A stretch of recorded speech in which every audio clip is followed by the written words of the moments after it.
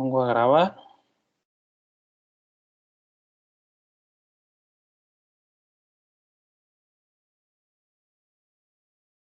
¿Se verá ya la pantalla, chicos? Sí, profe. Gracias. A ver, vamos a checarle.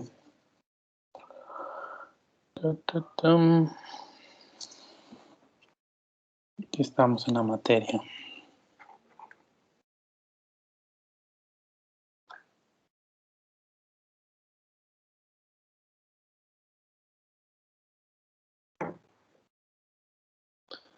Miren, de los pendientes que tenemos, el primero, ya están sus calificaciones. Me puse a evaluar ahí los pendientes que teníamos, que era básicamente el examen y lo del proyecto. Y bueno, una práctica ya de esta segunda unidad. Entonces ya todo está aquí registrado, entonces para que le den una leída. En general les fue bien en el proyecto y en el examen. Pero de todas formas, cualquier cosa que quisieran aclarar, pues en esta semana lo vemos, no después. Pues les encargo ahí que lo revisen y lo chequen. La plataforma les avisa, ¿no? Cada que hay una nueva evaluación. Obviamente por esto de la semana pues de vacunación, pues atrasamos todo hasta la otra semana y la verdad es que solo el fin de semana es cuando me pongo al corriente ahí con esto de la revisada. De su proyecto, en términos generales, muy bien todos. Ahí les puse algún comentario. Vamos a ir definiendo esto. Obviamente algunos ya plantearon por ahí alguna situación con respecto a la manipulación de datos, lo veo adecuado. Y en ese segundo parcial pues empezamos a acotar eso, ¿verdad? Ahorita era como la idea general y hay que ver de esa idea general qué sí pueden hacer, ¿verdad? ¿Cuál es el alcance de ese tipo de cuestiones? Vamos a ver de la segunda unidad un poco de teoría para avanzarle aquí. Algunos pendientes. Y bueno, algunos temas ahorita que son complementarios a esto que vamos a estar discutiendo. Recuerden, este es el tema, lo voy actualizando poco a poco. Casi ya está el contenido, menos se va a manejar. Nos hace falta ver todavía un poco de aspecto práctico. Y todavía no les agrego lo de la práctica 2.2. Pensé que ya la había puesto, pero no la puse. De todas formas, lo vamos a platicar bien ya a partir de mañana, a ver qué nos falta para completar esa práctica. Entonces, de las diapositivas, digo, ya las tengo por acá, para no volverlas a descargar, que tengo copias y copias de los mismos archivos. Vimos dos tópicos, básicamente de centro de datos y virtualización. Ahorita veíamos dos tópicos de cómputo en la nube y la parte de almacenamiento distribuido. Esa parte no está completa, quiero agregarle ahí unas diapositivas que vamos a ir viendo más adelante. De este tópico de cómputo en la nube, básicamente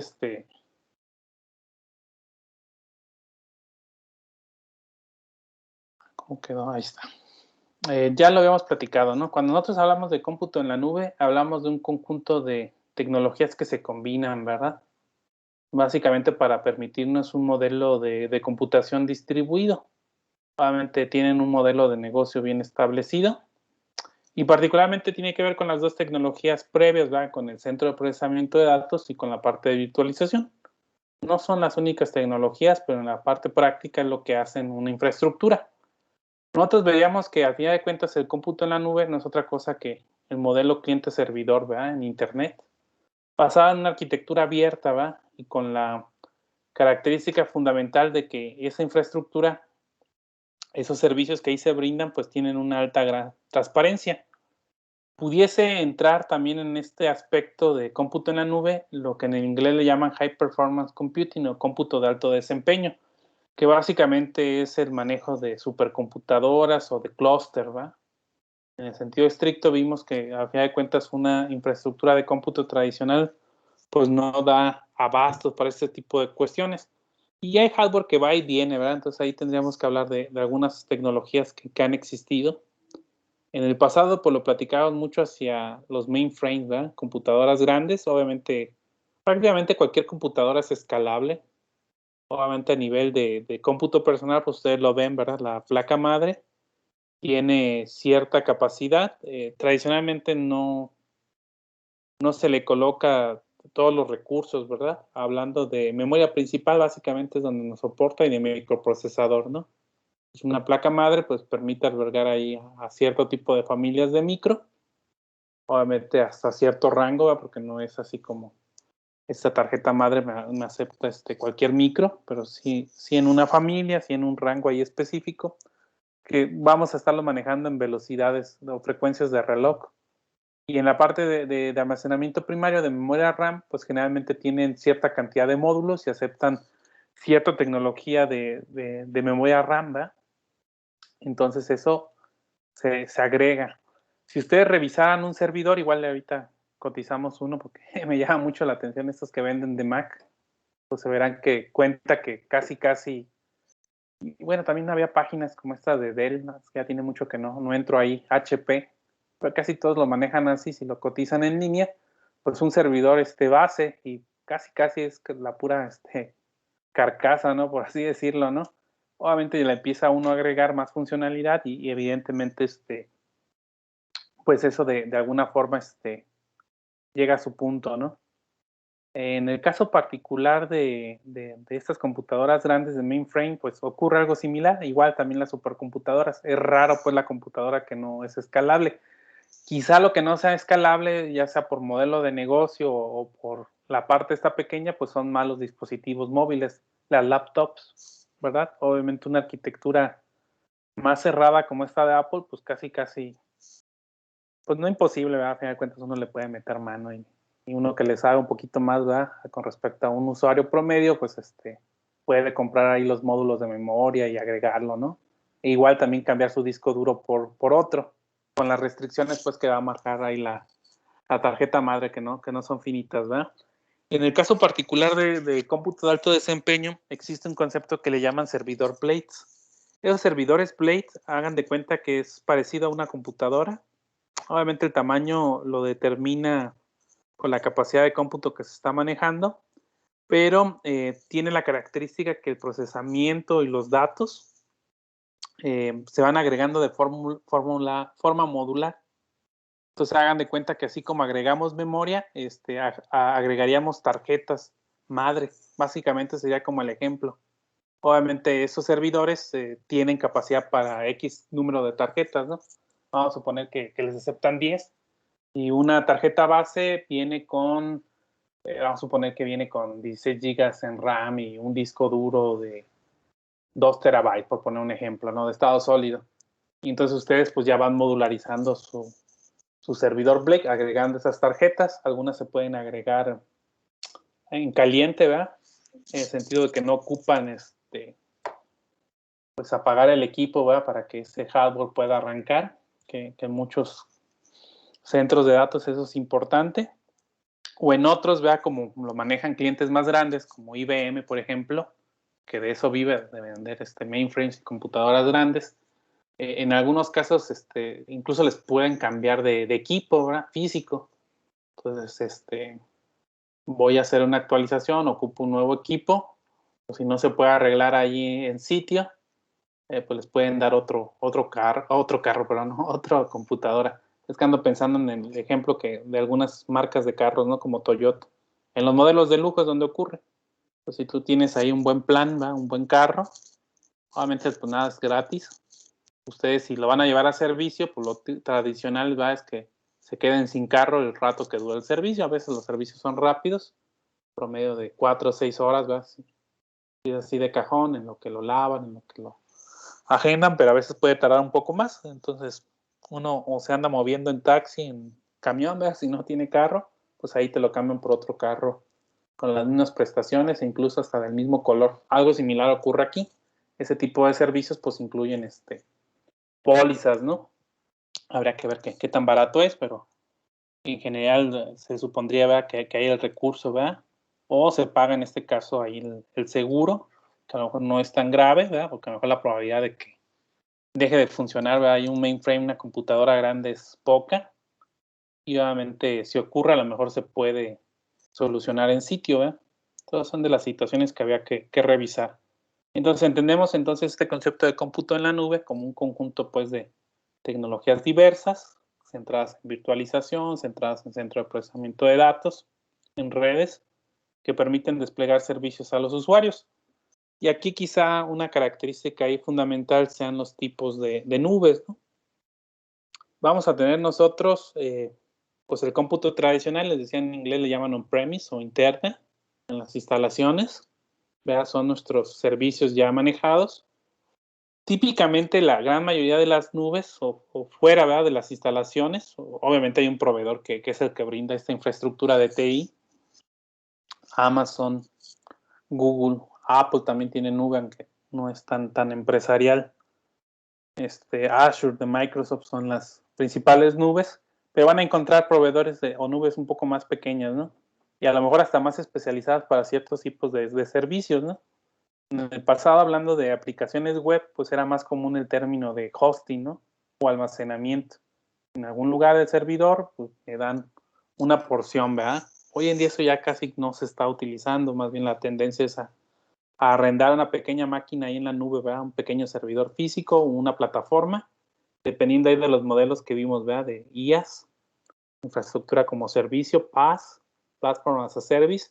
Y bueno, para el usuario final, a veces lo que queda, ¿verdad?, son los famosos SaaS, Software as a Service, o software como servicio.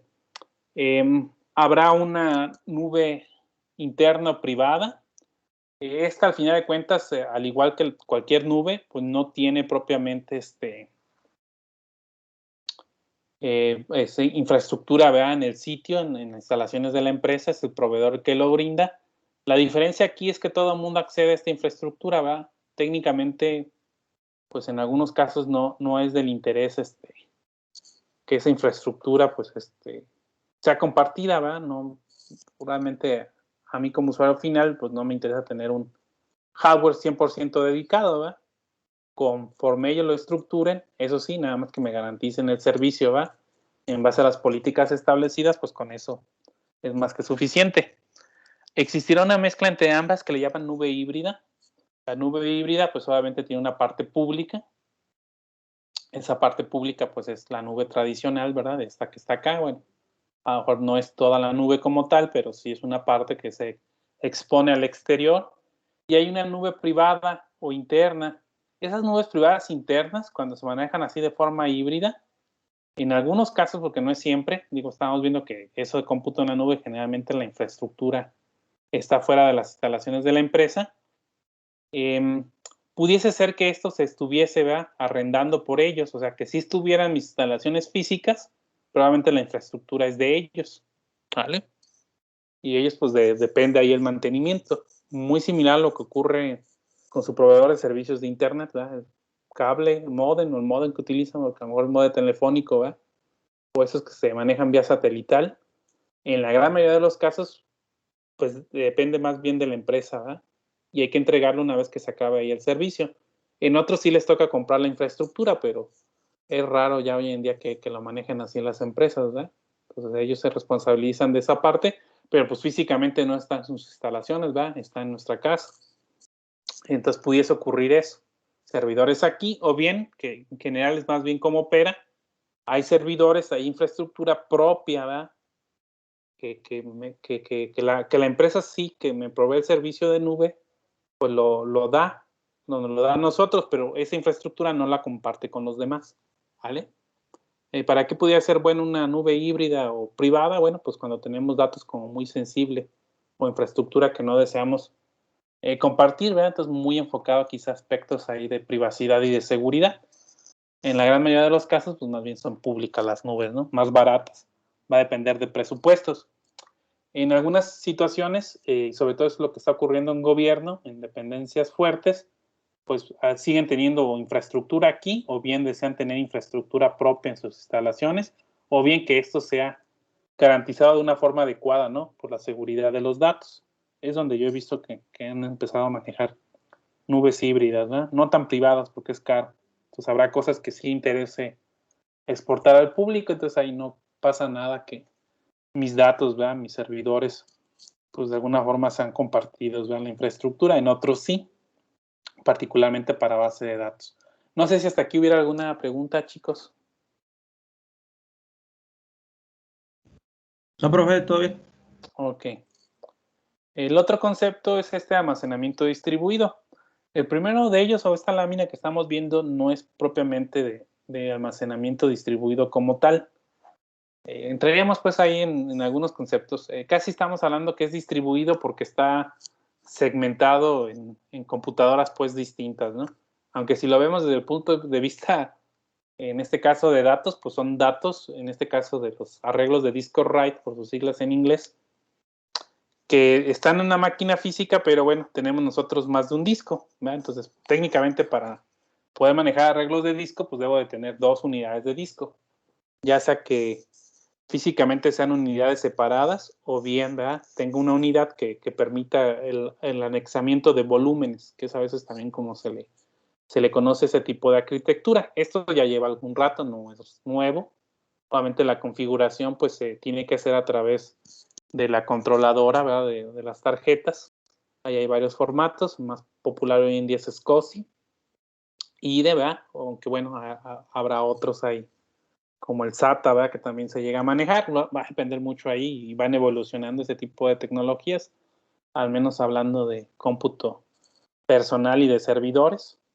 Obviamente que eso es importante a la hora de conectar las unidades. El primer esquema es un RAID 0. Básicamente en un RAID 0 estamos dividiendo la información en 2 discos. Se ocupa tener 2 discos. Ahí lo ponen como disco 0 y disco 1. Y la información va a mitad y mitad. La idea aquí, obviamente, es distribuir esa información pensando en un daño físico. Obviamente, el cuestionamiento de respaldo de esa parte, ¿verdad? Aquí físicamente, pues va balanceando la información de tal forma que esos discos yo tenga más o menos la mitad de la información en uno y la mitad en otro. Obviamente el sistema de archivos debe de ayudar a esa transparencia, ¿verdad? Hoy en día ya casi todos los sistemas lo manejan, o la controladora pues lo hace propiamente a nivel de hardware y lógicamente el sistema de archivos como NTFS, ¿verdad?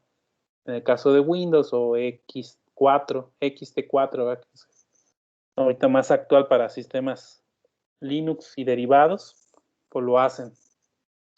Quizá un esquema todavía mucho mejor, o sea, RAID 1, igual ocupamos 2 discos, ahí lo ponen como disco 1 y disco 2. La característica de este esquema, pues es que es una duplicación del disco como tal. Entonces, bloque que guardo de información, se guarda en un disco, se guarda en otro. Obviamente esa redundancia ayuda a la tolerancia a fallas, ¿verdad? Entonces, si yo pierdo un disco, en automático tengo el otro disco que ahí está trabajando, ¿verdad? Obviamente se ocupa del doble de recurso, ¿verdad? Entonces, si mi necesidad es tener, ¿verdad? 2 terabytes de información, pues ese disco debe tener 2 y 2, ¿verdad? El doble.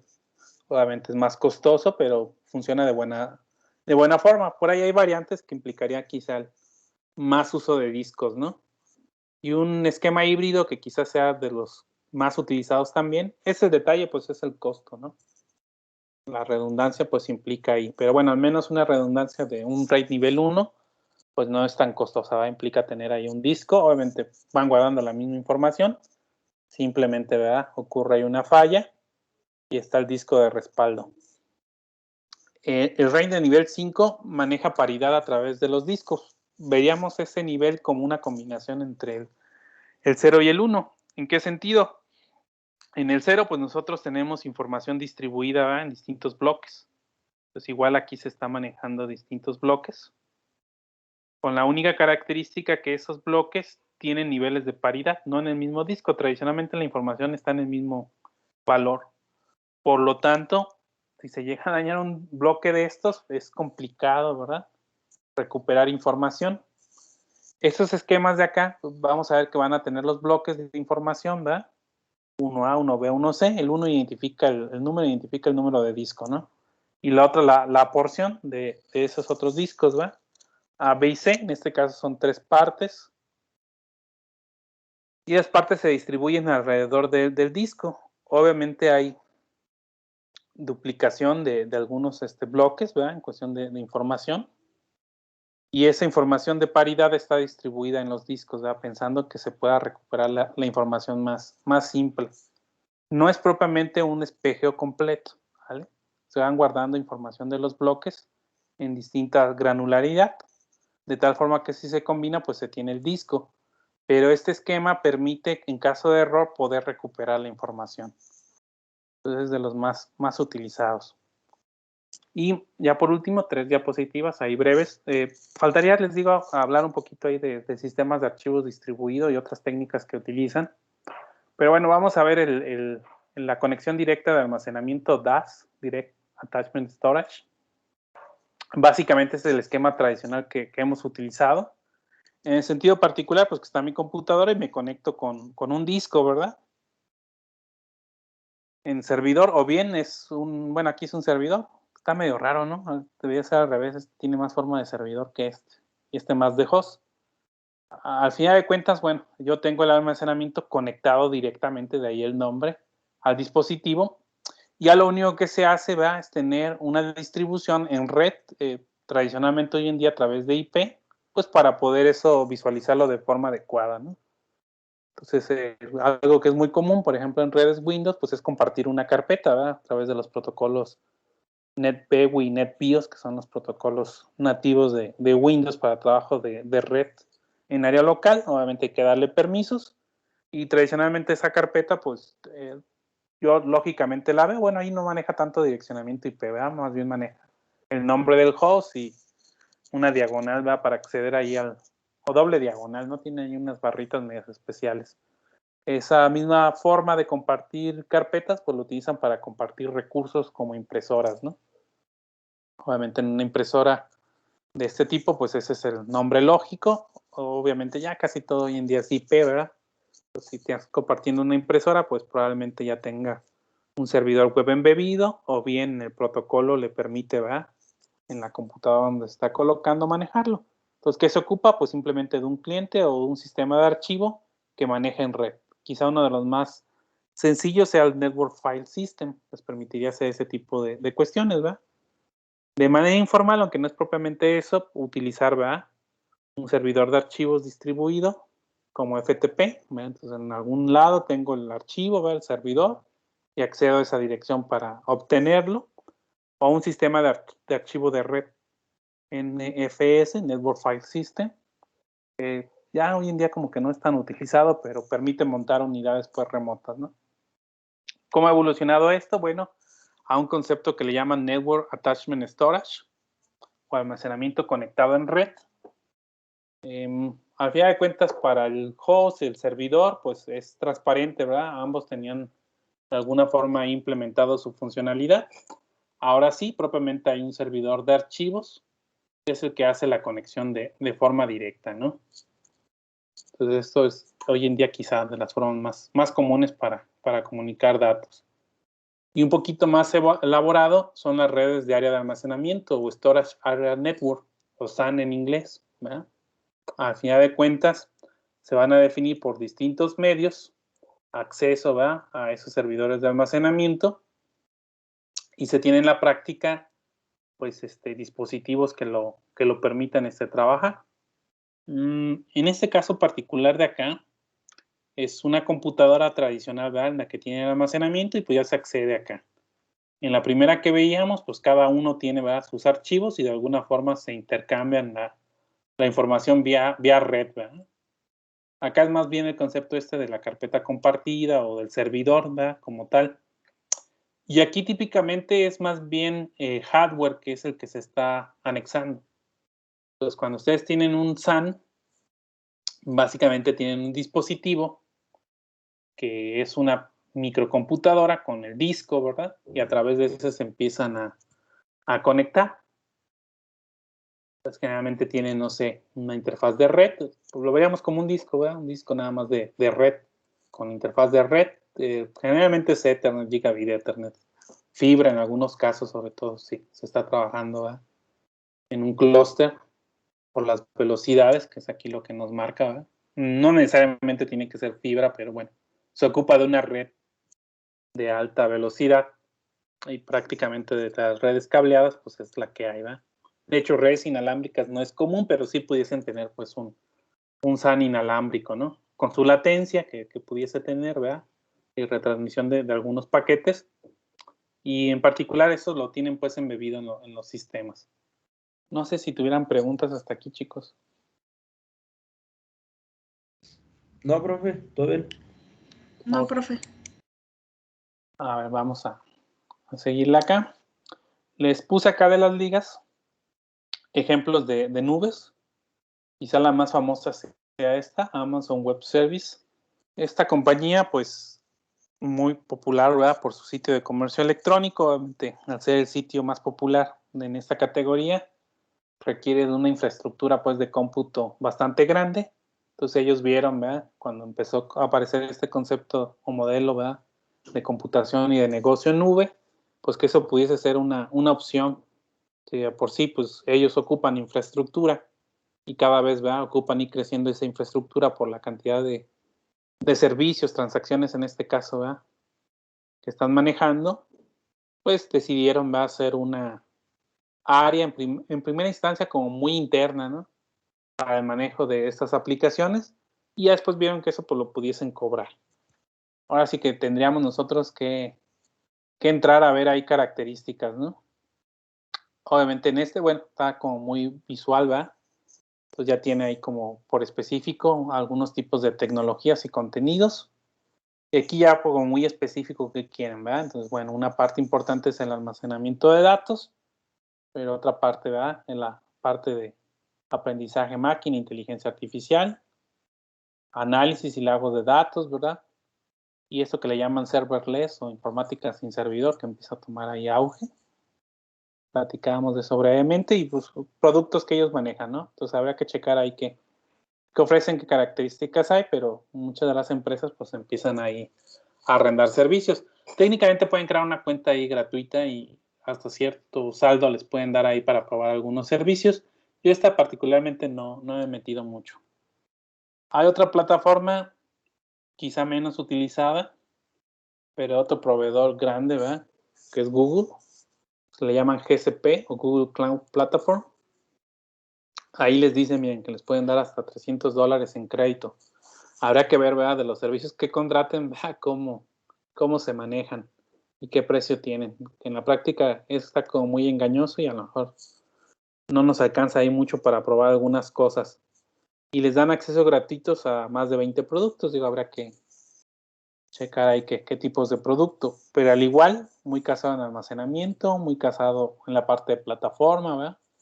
De brindarles algunos servicios de virtualización, etcétera, ¿no? Entonces aquí están como las aplicaciones. Vamos a ver que en eso como que cada fabricante tiene sus propias herramientas y en realidad de eso viven, ¿verdad? Algunas herramientas pudieran ser más software libre o estar estandarizadas, pero en la parte práctica pues tratan de tener ahí un asistente, ¿verdad? Que les permita ayudar y facilitar el proceso a los usuarios finales. Por último, el tercer gran proveedor es Azure de Microsoft. Con este sí le he picado un poquito. Hace algunos años pues nos dieron ahí a probar una cuenta. Ahora creo que pueden crear la cuenta gratuita con Hotmail, incluso la misma cuenta aquí del dominio de Morelia Tech NM les permite ahí crear. Igual les dan un crédito de 200, yo espero que sean dólares, ¿verdad? No sé en pesos cuánto valga. Particularmente ahorita un chico de la maestría está trabajando un poquito con eso y le hemos explicado un poquito ya las herramientas. Pero sí algunas cosas no son costosas, mucho lo manejan por tráfico, ¿verdad? Volumen de datos, particularmente en lo que estamos queriendo ahí manejar, pero cuestión ahí de asentarse un poquito. Para allá van las cosas, ¿no? Ya sea que nosotros administremos pues esa infraestructura, ¿no? Que al final de cuentas pues hay responsables de esa área, por muy automatizado que estén muchos procesos, pues depende de gente de TI. Entonces, esto es lo que nosotros le definíamos más como ingeniería de datos, ¿no? La instalación de las herramientas, el manejo, ¿verdad? Configuración de servicios, etcétera. Y lo de ciencia de datos pues va más hacia el análisis, ¿verdad? Más hacia la parte del aprendizaje automático, obtener ahí resultados. Finalmente, lo vamos a ver mañana, el JAM. Les puse aquí un artículo de una revista, en este caso es la Computer del IEEE, que habla sobre un tema que tiene que ver sobre inteligencia artificial explicable o Explainable Artificial Intelligence. Lo abrevian como XAI. Básicamente empieza a ser una tendencia, déjenme ver en qué página. Y en el artículo hay de artículos como relacionados, de hecho hay dos.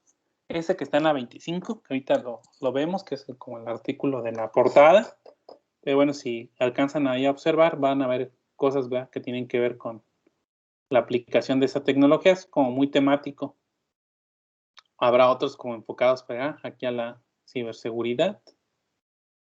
Y está miren, la 129 de validación de datos. Entonces vemos esos dos. La revista no es gratuita, hay que hacerse miembros ahí de la Sociedad de Computación y ser miembros del IEEE. Pero bueno, se las comparto ahí para que lo puedan checar, ¿no?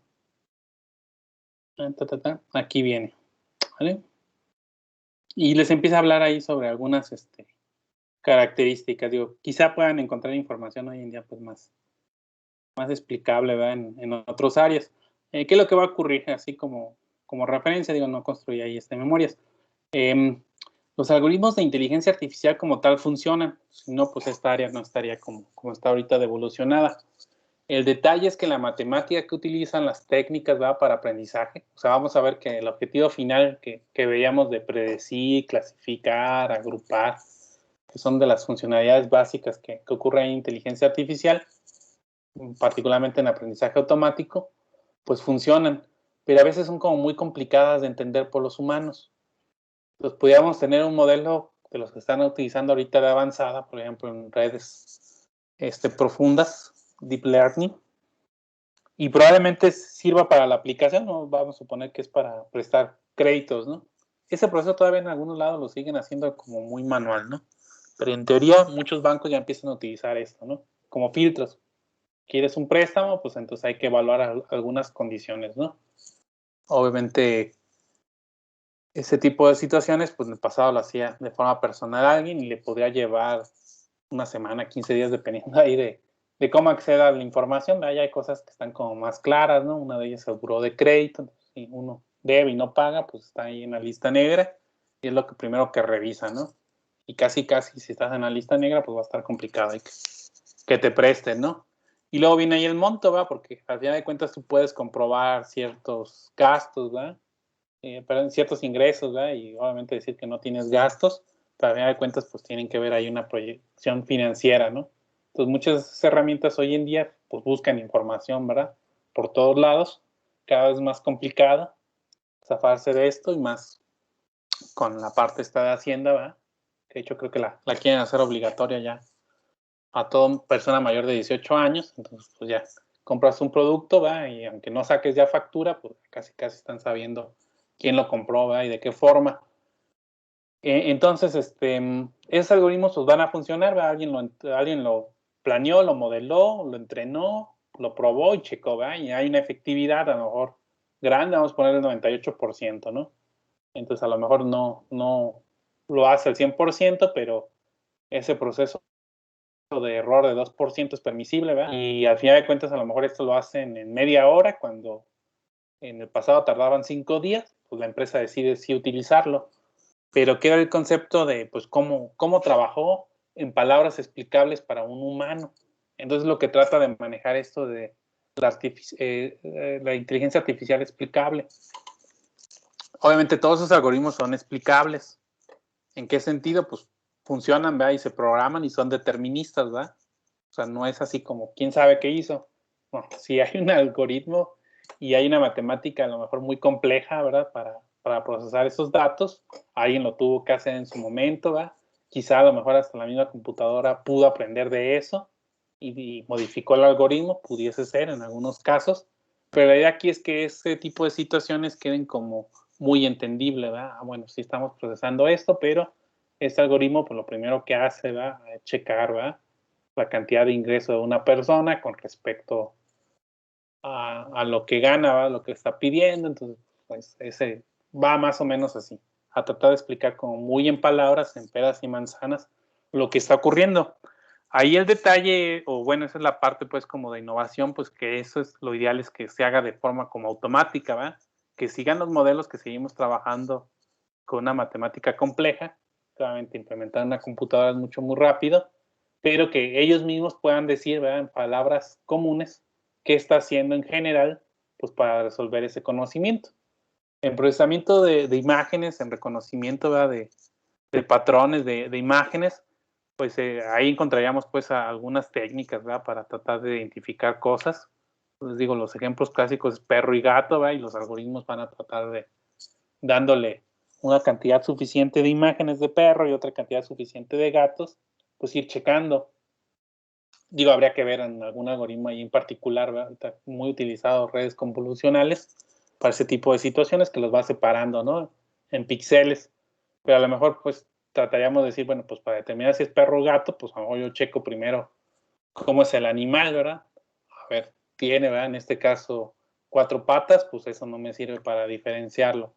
A lo mejor tiene mucho pelo, poco pelo, a lo mejor ese tipo de cuestiones pudiesen trabajarle así.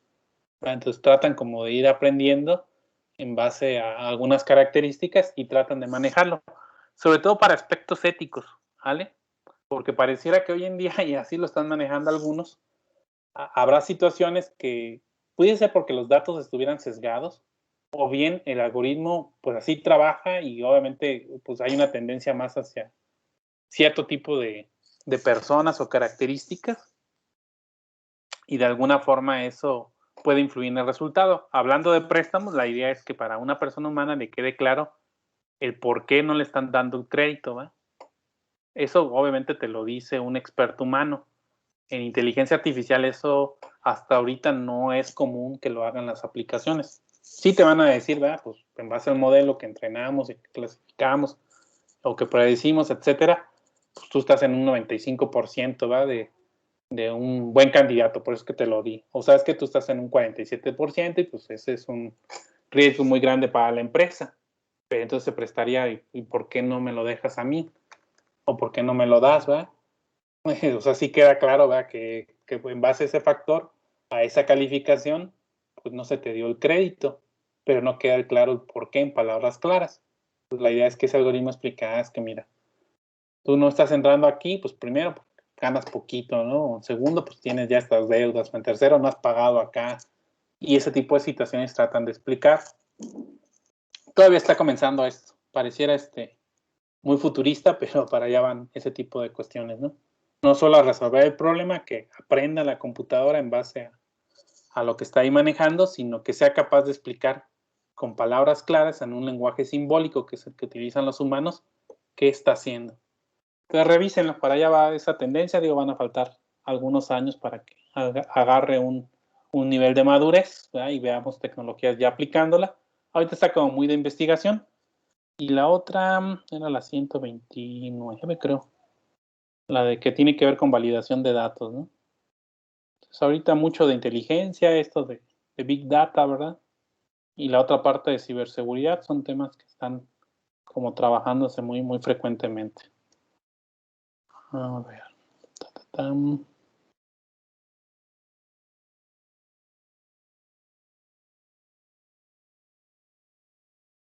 Es que les iba a poner nada más los 2 artículos, pero pues no me dejaba, ahí está.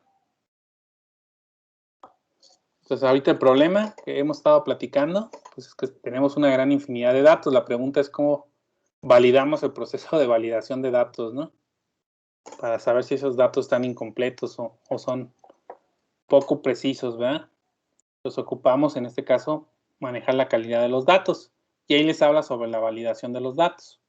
Y habrá que leer, ¿verdad? ¿Por qué validar datos? Y cómo es que ese proceso se puede mejorar. Y para quién les sirve ese tipo de cuestiones, ¿no? Entonces, si les interesa, pues chequenla ahí. Serían como los más relacionados. No sé si tuvieran preguntas, chicos.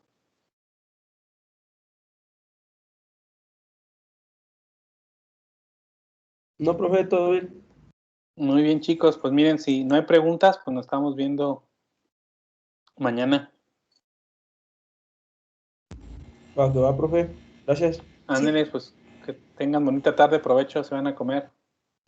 Gracias igualmente, profe. Nos vemos, déjenme, detengo aquí la grabación.